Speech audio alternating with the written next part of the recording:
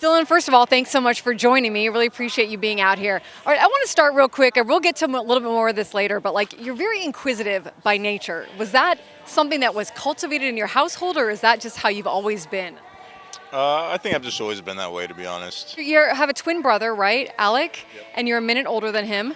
Are you guys very similar? Do you have twin spidey senses? How does all that work for you two? I've been told we sound very similar.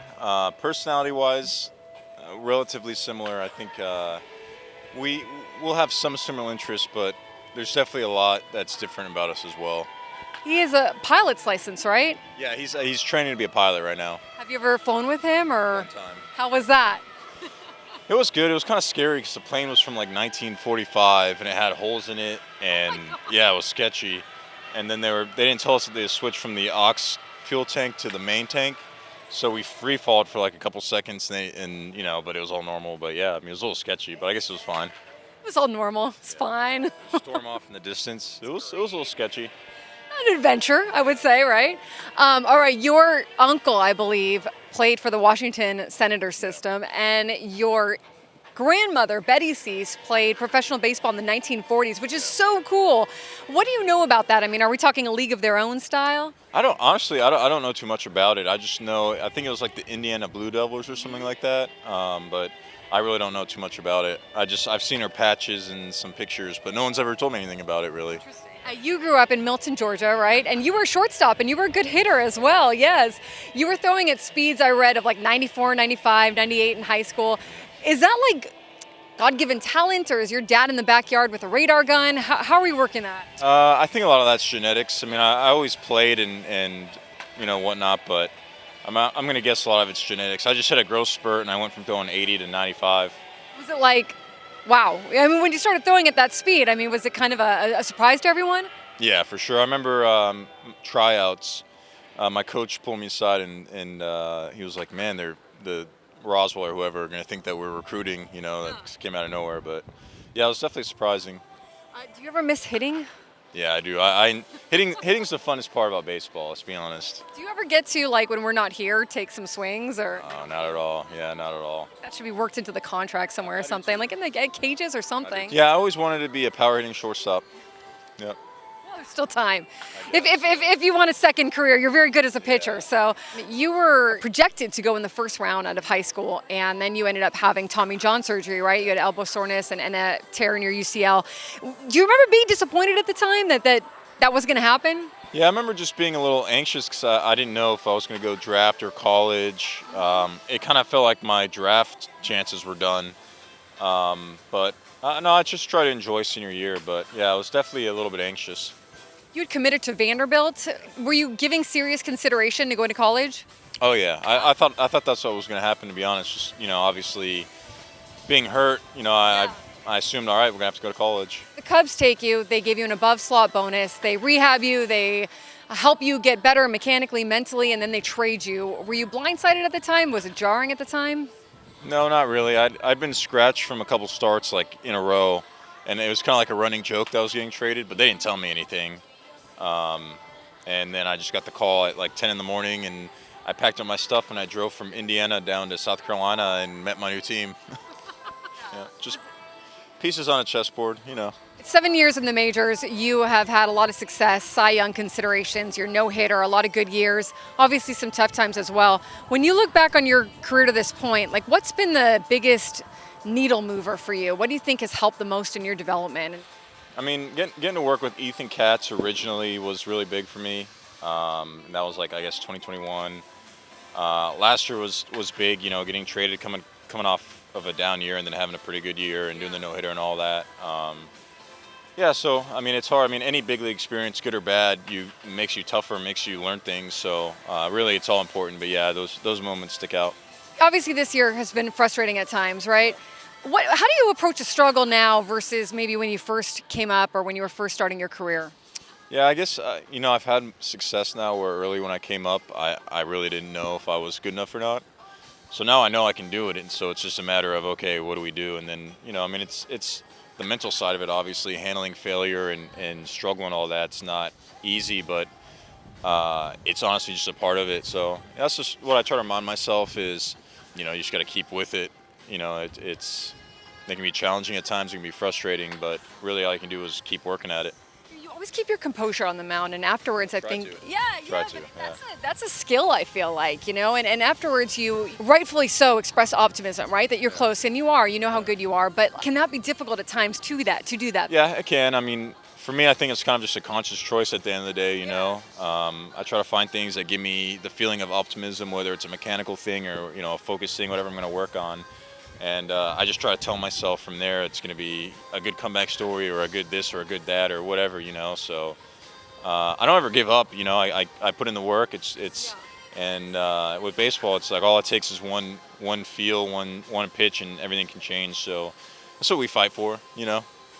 Just the anatomy of a struggle. Like, how do you diagnose it? How do you get back to like a feeling that you know is in there? Yeah, it's tough. I mean, for me, I feel like it's always historically been kind of mechanical.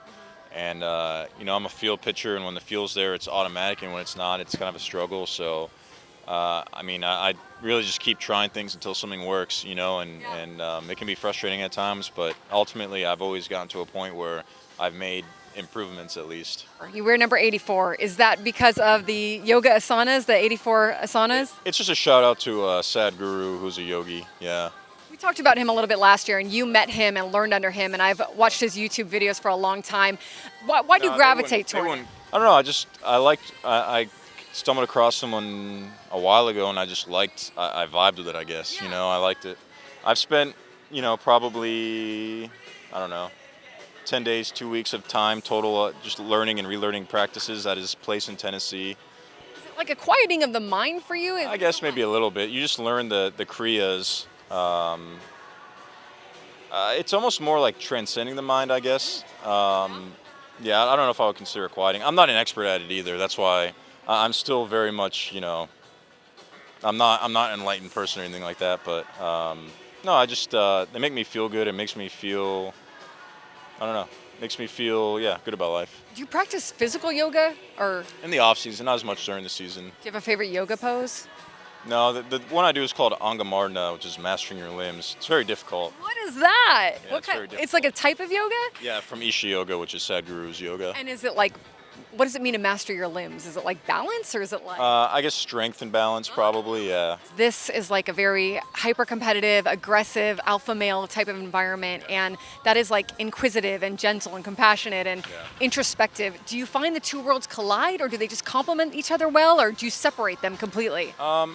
I'd like to think compliment. I mean, if I'm struggling, I usually rely pretty heavily on turning inward and stuff like that in his practices. So I'd like to think the more that I'm conscious and have control of how I am within myself, the better I'm going to do out here.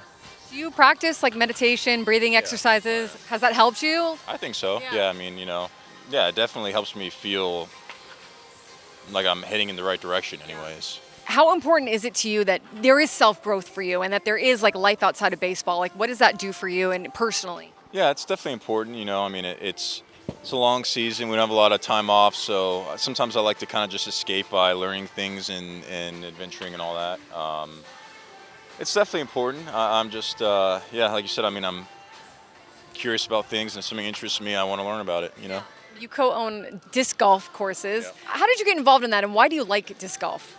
My twin brother got me into it right before COVID. I don't know, it was just really enjoyable. I think the mechanical aspect of trying to figure out the throw and all that, and then going outside and hiking and being outdoors, it was just a good combination. And then I became friends with Discraft, which is a disc manufacturer, and then from there I met Paul Macbeth, who's kind of like the Tiger Woods of disc golf, and we've collaborated on some stuff, and I'm kind of trying to grow an empire in disc golf. So yeah. So can people find you like at Morley Field on the off day, or I don't play. I walk with my brother there, but I'll be out there every once in a while. Does pitching at all help you with disc golf? Is it? Anytime I play disc golf, I have a 10 strikeout game after. It's hilarious. Yeah. Okay, well, we know about the beekeeping, the artistry, the poetry. We know you like cats. What else? What else is down the Dylan Cease rabbit hole that you're into? I like history. I got a kind of a collectibles company I started with a military buddy of mine. Cease Collectibles, right? Collectibles.